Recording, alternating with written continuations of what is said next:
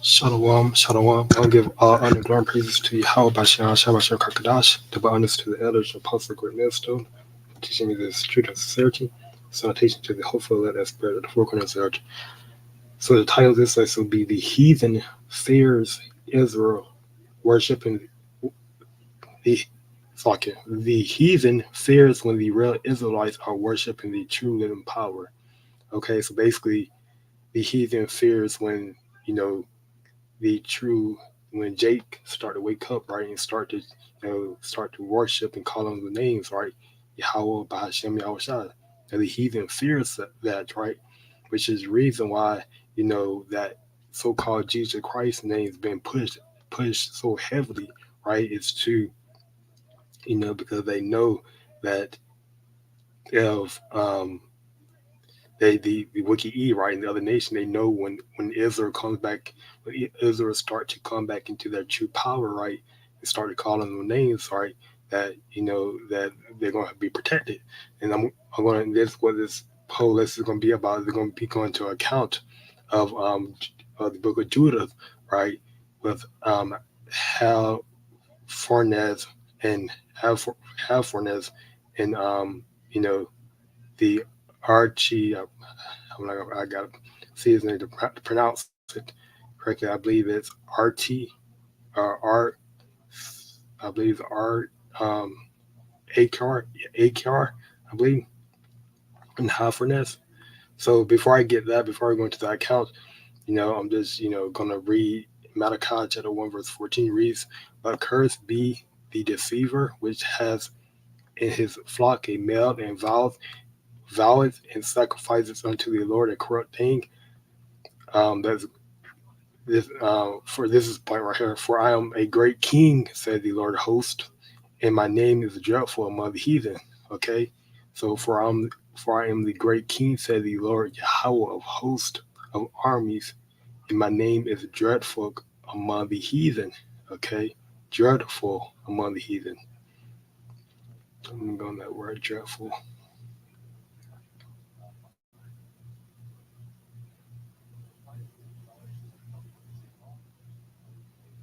Dreadful, to fear. Okay, to fear, to be fearful. Okay, to be fearful. Right. So the names are the heathen fears names. Okay, the heathen fears name.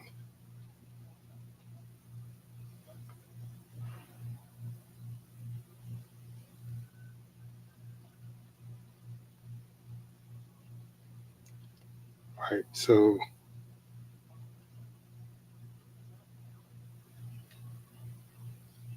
I want to get so I'm going to go into the account with Judah's book of Judah is the 5th chapter.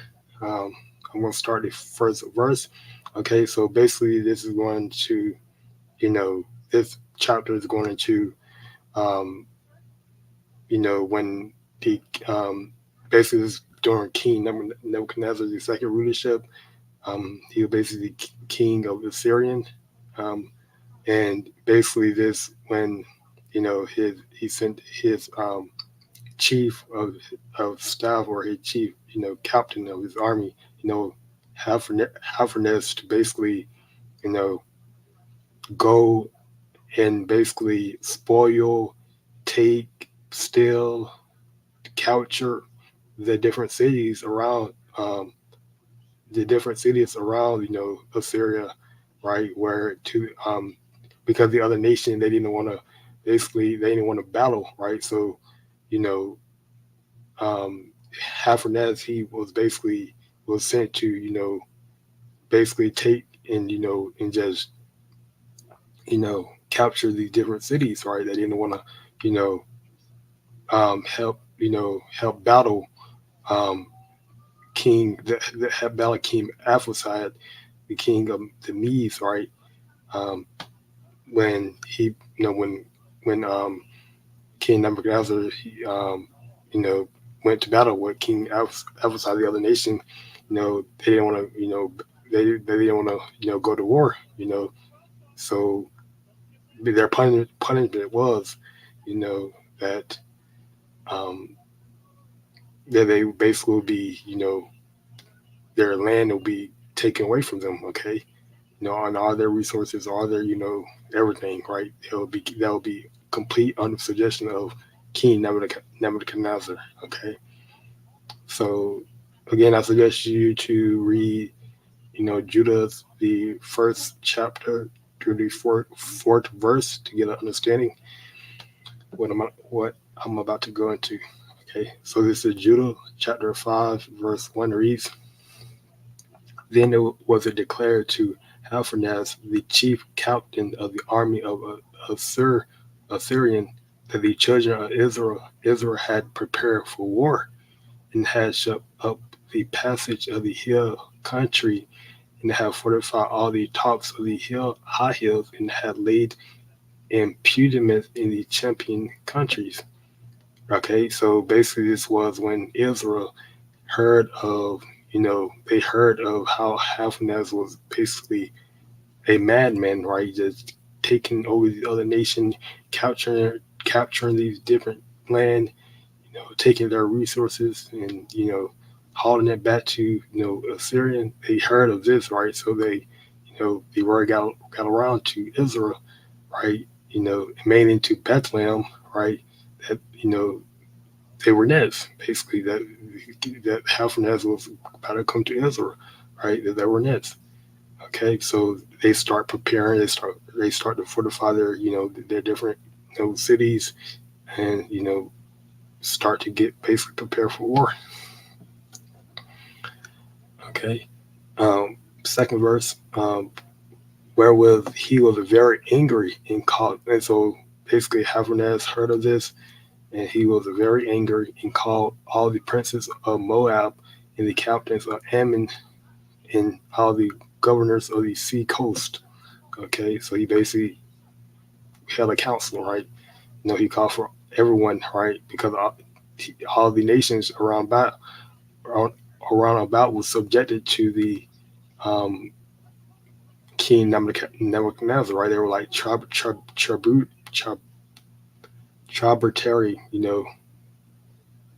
um, vassals, okay, to the King the Syrian Empire, okay, the Assyrians, and all the governors of the sea coast. And he said unto them, Tell me now, ye sons of Canaan, who this people is that dwelleth in the hill country, and what are these cities that they inhabit, and what is the multitude of their army, and wherein is their empire, their and wherein is their power and strength, and what king is set over them, or captain of their army. So basically, Haphanes, he was asking all these questions because, you know, he didn't like the fact that, Israel, was trying to prepare a plan or a battle plan to, basically defend their city. So you want to know who these people are, who their king are,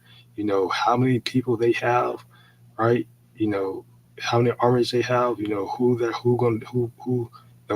top, do, right? So um fourth verse, and why have they determined not to come and meet me more than all the inhabitants of the west? Okay, I'm actually going to read that again. And why have they determined not to come and meet me more than all the inhabitants of the west? Okay, then they then said Kor, okay,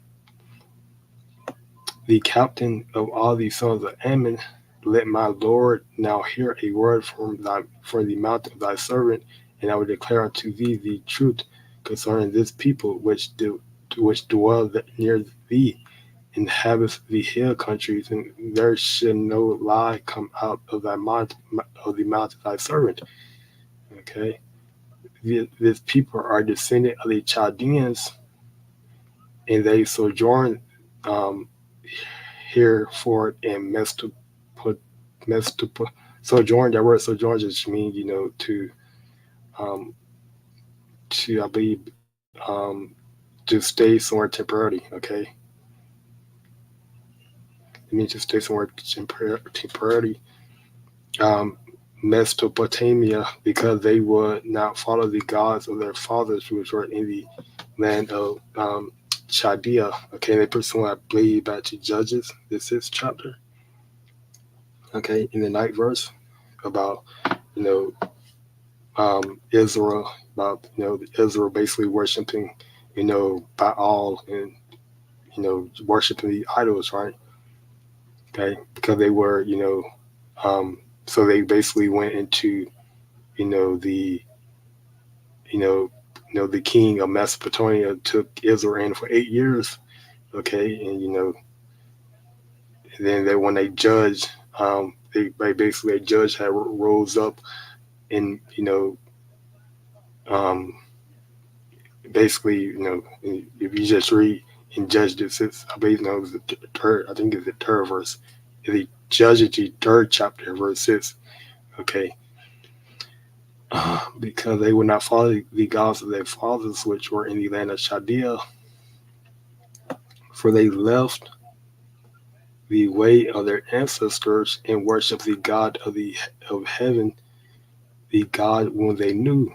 Okay, so they cast them out from the face of their gods, and they fled into Mesopotamia and sojourned there many days. Okay, many days just mean many years. They were there many years. Okay, 8 years, it says. Then their power commanded them to depart from the place where they sojourned, which means to stay temporarily, and to go into the land of Canaan, and where they dwelt, and were increased with gold, silver, and with very much cattle. Okay, because that when they start basically acting right. Okay, so Israel is a roller coaster with Israel. Sometimes when they start acting right, and basically when they start to call on their true power, start to worshiping Yahweh, you know, and start to act right, they get riches. But when they start going down that hill and start to worship these idols, false idols, then that when they get put in slavery, right? But when a famine covered all the land of Canaan, they went down into Egypt and sojourned there, which means to stay temporary there, while they were nourished and became there a great multitude, so that one could not number the nation. Right. This is going back to um, basically when under Pharaoh rulership, I believe, when Israel was increasing, right? Basically, what they became a huge number, which means they grew, right? Grew in size, right? It was numerous people, right? Israelites, okay, in Egypt.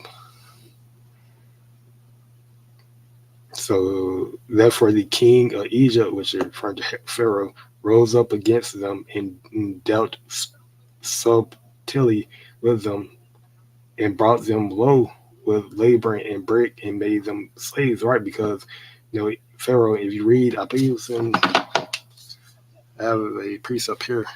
I believe it's, so let me get a precept for that. I believe it's in somewhere. I think it's somewhere in Exodus. I know it's in Exodus chapter 1, right? If you read Exodus chapter 1, it goes into that, how Pharaoh basically said, these people, they're becoming great in size, and they can basically take us over, right? They can retaliate against our rulership, right? So he didn't want that, so he put them under hardcore you know hardcore slavery to keep them in a dumbed down state, to keep them powerless, basically powerless. That's the whole goal, right? To keep Israel powerless. The nation, they don't want Israel coming back into their true heritage, right? To their true nationality, right? Being an Israelite, okay. to their true custom and ways, right? Because they know once they get that upper advantage, right? Once Israel get that upper advantage, then they're gonna be, you know, they're gonna be, they gonna, they Yahawah they're gonna make a move, right? This is why you have a remnant, because a remnant. This is why we have a remnant, because only a remnant gonna really come back and worship the Yahawah in children's sincerity. Okay, only a remnant is gonna do that. But for the point of this lesson, I'm basically bring out the account on why the heathen fears Israel coming back into their true and worshiping to their true nationality and worshiping the Lord Yahawah. Okay, then they cried unto their power, and he smote all the land of Egypt with uncurable plagues, so the Egyptians cast them out of their sight. Right, because what Israel, they cried, right? They start calling, they start acting right. Basically, you they know what to do, right? when time of trouble comes, right? So the Egyptians cast them out of their sight, and the Most High dried the Red Sea before them. Okay, so he basically gives them an account of Exodus, right? And brought them to Mount Sinai and Sadi's Barney, and cast forth all that dwelt in the wilderness. So they dwelt in the land of the Amorites, and they destroyed by their strength all the Moabs beyond, and passing over Jordan, they possess all the hill country. Okay, because basically Yahawah, he was basically dealing with Israel, right? I think this was when time of Joshua, right? I believe it. Correct me if I'm wrong, but I believe this was when the promised land, right? When Israel was like living in the promised land. Okay, was basically when Joshua was taking Israel to the promised land. Okay, and and basically any nation that try to go against Israel or try to attack Israel, they will get it dealt with. Okay, and they cast forth before them the Canaanite, okay, the Pharisite, the Izzy, be. I gotta read this in the. Fuck, let me read this in the hard copy.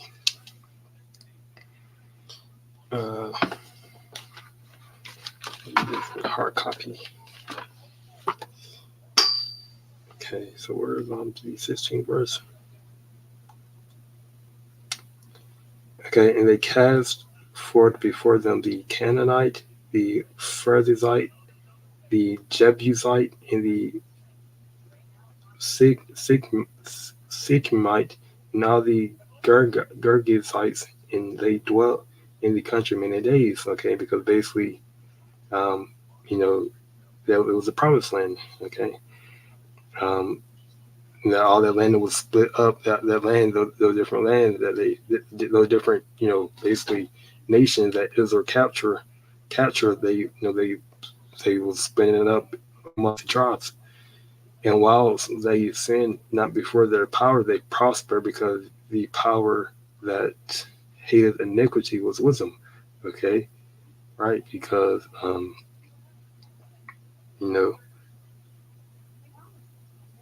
they basically made a vow. Israel basically made a vow with Yahawah, saying that they would not sin, right? And and but knowing the nation of Israel, right? They can keep no vow. Okay, they can keep no vow, right? Which on the remnant is going to be saved. Okay, because ultimately Yahawah is going to have mercy through his son, right?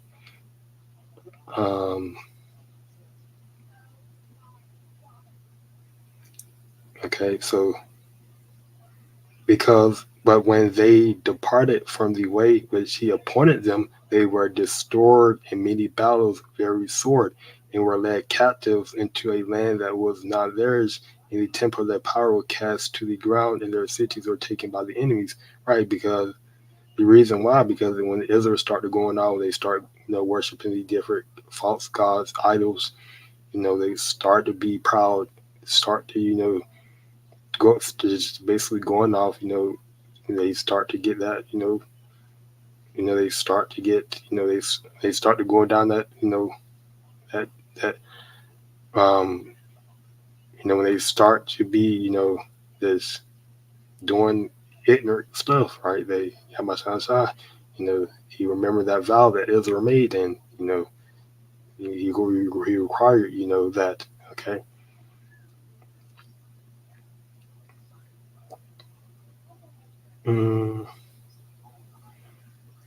But now are they returned to their power, okay, and are coming up from the places where they were scattered and have possessed Jerusalem, where their sanctuary is, and are seated in the hill country where it was desolate. Now therefore, my Lord and Governor, if there be any error in this people, and they sin against their power, let us consider that this should be their ruin, and let us go up, and we shall overcome them. Okay, so basically, Achior is basically telling, Hephanes, right, and everyone around them, right, the other nation, saying that if, when these people start to worship their false idols, when they start to sin, they start to do all this wicked, stuff, then, start to sin against, their power, the true living power, YAHAWASHI, then that when we can go up, right, and take them over. Okay. Though there be no iniquity in their nation, let my Lord now pass by. Let their Lord defend them, and their power be for them, and will become a reproach before all the world. Okay? Yeah, right, because as long as Israel not sinning, then YAHAWASHI is with Israel.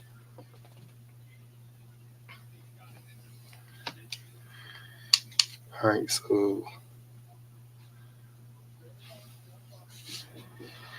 with saying all this, basically,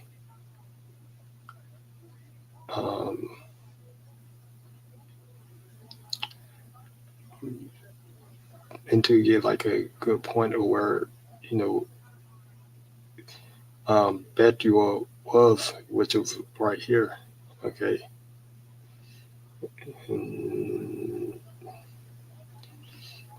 Judith. See.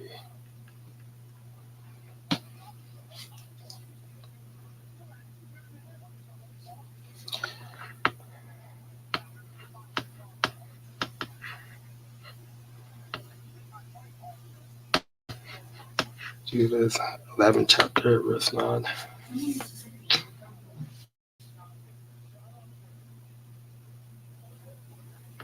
Let's see.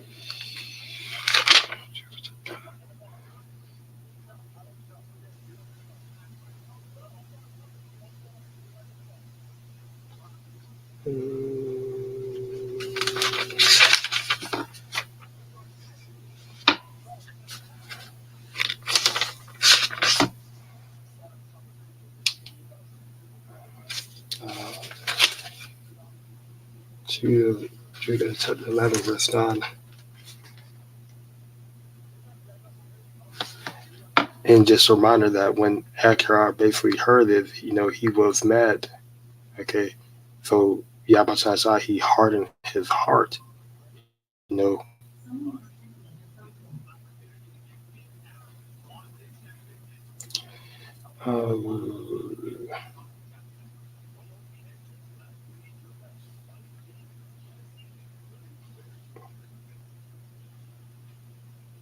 So for say that, okay, 23rd verse, for say we will not be afraid of the face of the children of Israel. For lo, is a people that have no strength nor power for a strong battle. Now therefore, Lord, hold for us, we will go up, and they shall be a prey to be delivered of all thy army. Right, so basically, YAHAWASHI hardened his heart, okay, to basically bring forth to show His glory. Um, Judah. Let's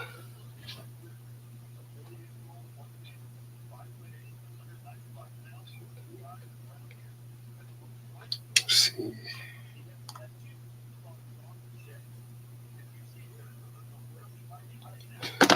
Because I have some more here. I'm going to.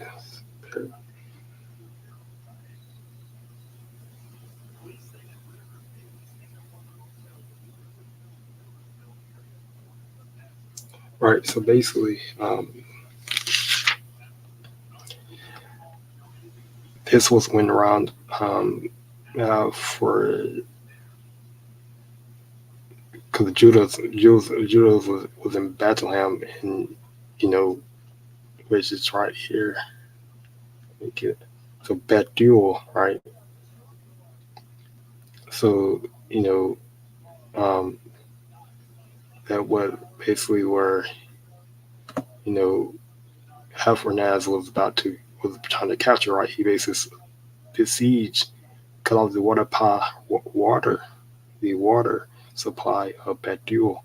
Okay, so you can see like a map here from Bethuel to Jerusalem. Okay, and this where basically he was trying to Bethuel.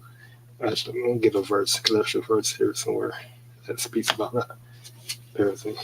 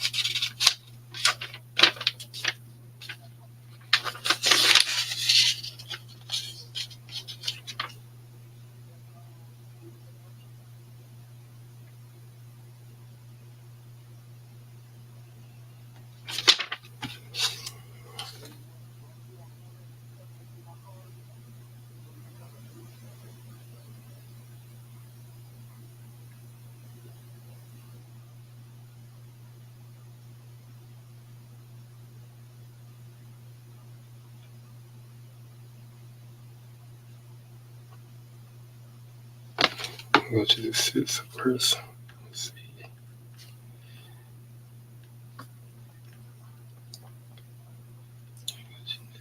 This chapter. Go to the next chapter to see what speaks about.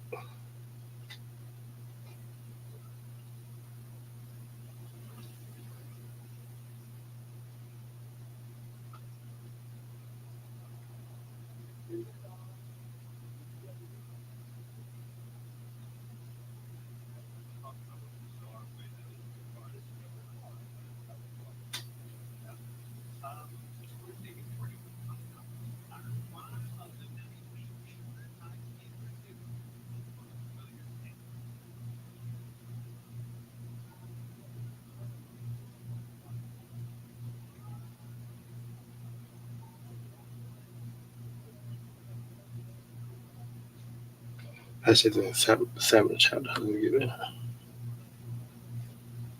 So the seventh chapter. So this going into basically when Hepharnaz kind of basically siege Bethuel. Okay. The next day, Hepharnaz commanded all his army and all his people, which were come to take his part, that they should remove their camp against Bethuel, to take aforehand to the essence of his hill country, and to make war against the children of Israel. Okay, so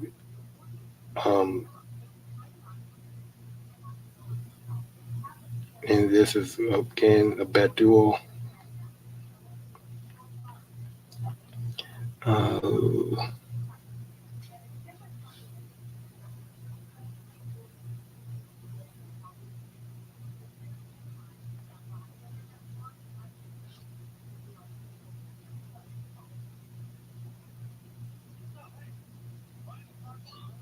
The 10th verse. This is a good one. For this people of the children of Israel do not trust in their spirits, but in the height of the mountains wherein they dwell, because it is not easy to come up to the tops of the mountains. Now therefore, our Lord, fight not against them in the battle array, and there should not so much as one man of the people perish. So remain in thy camp and keep all the men of thy army, and let thy servants get into their hands the fountain of water which issues forth of the foot of the mountain. Okay, so basically they was trying to cut out their water supply for all the inhabitants, which they did cut off Bethuel water supplies, because when you continue reading, the children were fainting, right? People were fainting because they didn't have no water. For all the inhabitants of Bethuel held their water thence, so shall thirst kill them, and they shall give up their city, and we and our people shall go up to the tops of the mountains that are near, and we camp upon them to watch that none to go out of the city. Okay? So basically they were trying to thirst them out, right?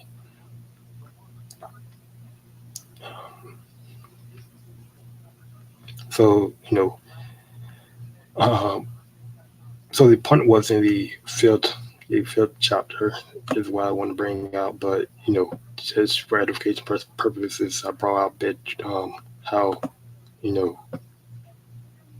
basically how it was, right? So Jerusalem was down here, right, and Bethuel was right here. So King Alfernaz, he basically I believe it was Babylon, somewhere around here, Assyrian, somewhere around here. Fuck you. Bethuel.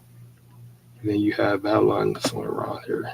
Because he took all this, right, to make Syria right here. Yeah, Mesopotamia right here. So this is where, Israel is basically captive, right? First going back to the fifth verse, right, under the Babylonian.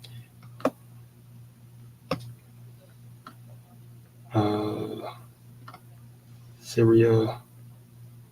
Okay, so